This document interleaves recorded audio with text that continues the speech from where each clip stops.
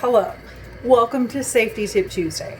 Um, not here to show you the bag because it's not available anymore. If you've been following along for a while, for a couple years at least, you know it was available. But this is my Bella belt bag. Okay, it really doesn't matter what bag you use as long as it's accessible. Okay, so for today's Safety Tip Tuesday, I've talked about this a lot recently with people going for walks, and some people usually, because that's what we were taught to believe, is that there's safety in numbers, and that is not always true.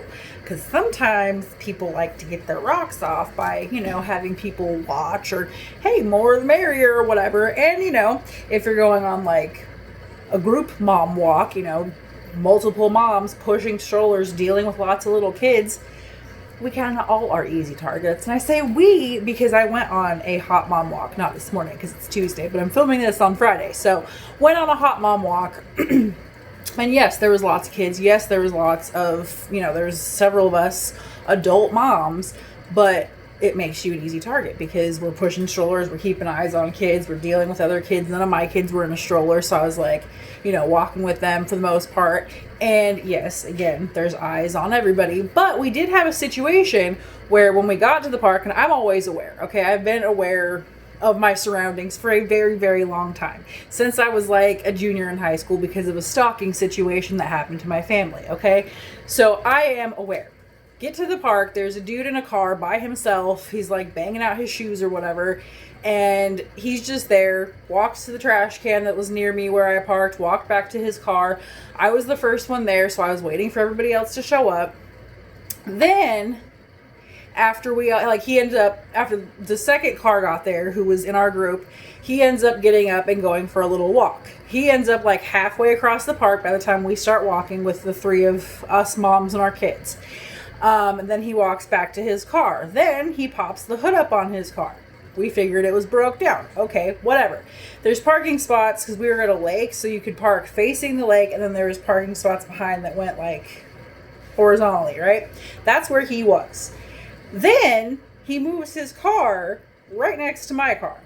Whatever, not a big deal. I wasn't horribly worried about it. He pops the hood up again. Okay, whatever. He's meddling around in there. Then we have a couple more moms show up. He's still there. Not a big deal. Not worried about it.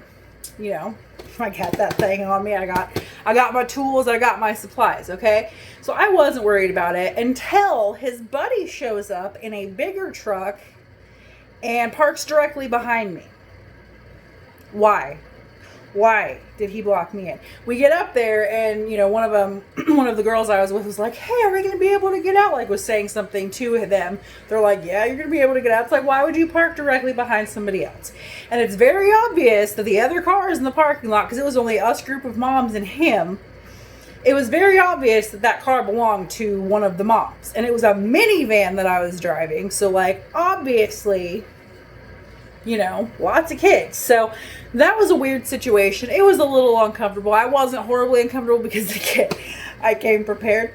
But you always want to go prepared, especially if you're walking by yourself. But even if you're walking in a group, you cannot believe that there's safety in numbers and that's going to be enough to protect you, because it's not.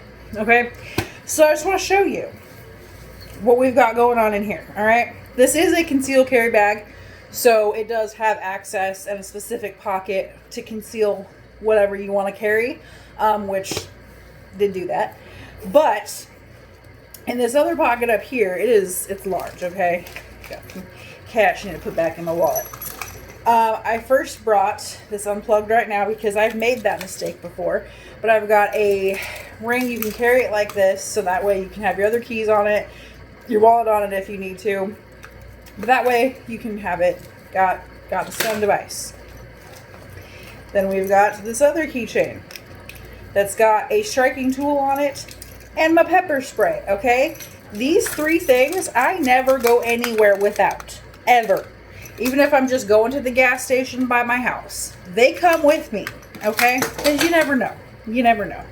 Then I've got my wallet in there and I've got some granola bar trash, okay? Got a receipt from getting ice cream after we left, and my wallet fits in here. And you can see it is a large pocket. We have another front pocket here. That's where I put my keys. And there's a flosser in there. that is where I put my keys. And you can see my hand going in here. It's also another large pocket. So you want a bag that has enough pockets that you can put your stuff in, have it easily accessible, okay? And obviously, I'm not going to pull it out because I probably can't do that here on the YouTubes, but just know it's easily accessible in there, all right? Okay, all right, so that is our Safety Tip Tuesday. If you need advice on which tool would be the best for you, which kind, because we have different kinds of pepper sprays, we have different stun devices, which one is going to work the best for you in your situation, let me know and I will help you walk through that. I will also teach you how to use these things. If you're local, I will teach you hands-on. If you're not local, I will set up a video chat with you. I will make sure you are comfortable with whatever it is that you want, so that way you're comfortable carrying it. Because if you're not comfortable carrying it, it's not going to protect you. It's not going to save your life, okay?